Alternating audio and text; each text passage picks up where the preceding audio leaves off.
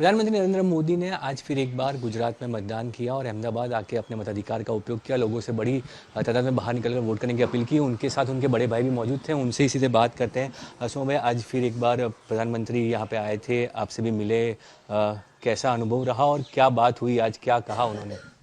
बात तो कुछ करने की थी नहीं। वोटिंग के लिए वक्त आप मिले थे? वोटिंग के लिए हम दोनों साथ गए, दोनों ने, उन्होंने वोट दिया, इसके बाद मैंने दिया वोट। तीसरी बार वो अपनी सरकार के लिए मत मांग रहे हैं, हर बार प्रचार कर रहे हैं, वहाँ पे जा रहे हैं। एक भाई के नाते आपकी क्या फीलिंग रहेगी इस बार भी, जिस तरह का किस तरह देखते हैं इस चुनाव को? तीसरी बार वो चुनाव लड़ रहे हैं, इस बार तीसरी बार सरकार बनाने के लिए दावा कर रहे हैं, 400 पार का नारा दिया है। बतौर भाई आपकी क्या फीलिंग रहेगी, किस तरह देखते हैं इस चुनाव को?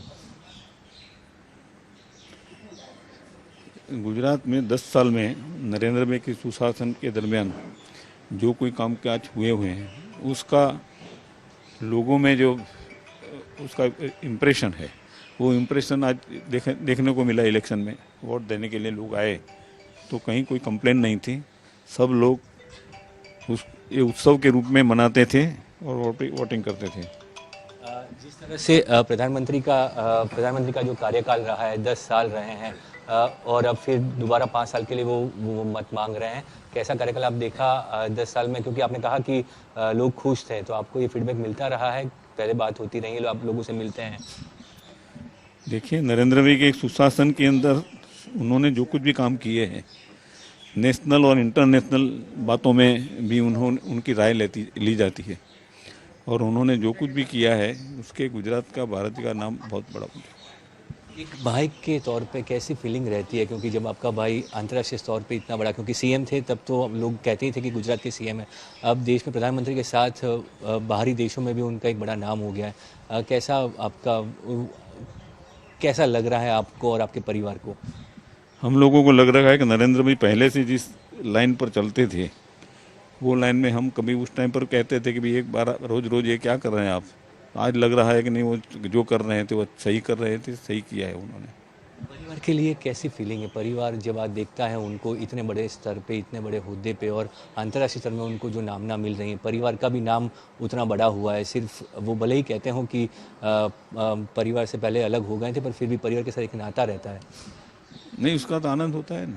परिवार का एक सदस्य है जिसको लोग याद करते हैं, लोग उनकी राय लेते हैं, तो उससे आनंद होता है। लग रहा है इस बार जो 400 पार का नारा दिया है, या तीसरी बार जो सरकार बनेगी उनकी बनेगी, आपको भरोसा है कि फिर से पीएम अपने भाई को पीएम के तौर पे देखेंगे? उसमें तो मैं कुछ बता नहीं सकता हूँ। पूरे गुजरात में क्या माहौल था, क्या नहीं, ये सब नहीं बता, लेकिन सरकार बनेगी। नरेंद्र भाई फिर से प्रधानमंत्री के तौर पर ये काम करते रहेंगे। कुछ आपको लग रहा है कि अभी कुछ बाकी हैं जो आप देखना चाहते हैं, वो तीसरी बार पीएम बने तब कोई ऐसी चीज़ आप मानते हैं? जैसे 370 हटाई, राम मंदिर का सपना भी पूरा हो गया, कोई ऐसी चीज़ आप जो इस बार देखना चाहते हैं इस कार्यकाल में? गुजरात में ज़्यादा इंडस्ट्रीज बने ताकि गुजरात के युवाओं को, लड़कियों को काम मिले। इसके लिए इंटरनेशनल जो कंपनियां हैं उनके साथ सलाह मशवरा होता रहे और गुजरात में इस तरह का कारोबार बढ़े, ऐसी मेरी खेवना होती है।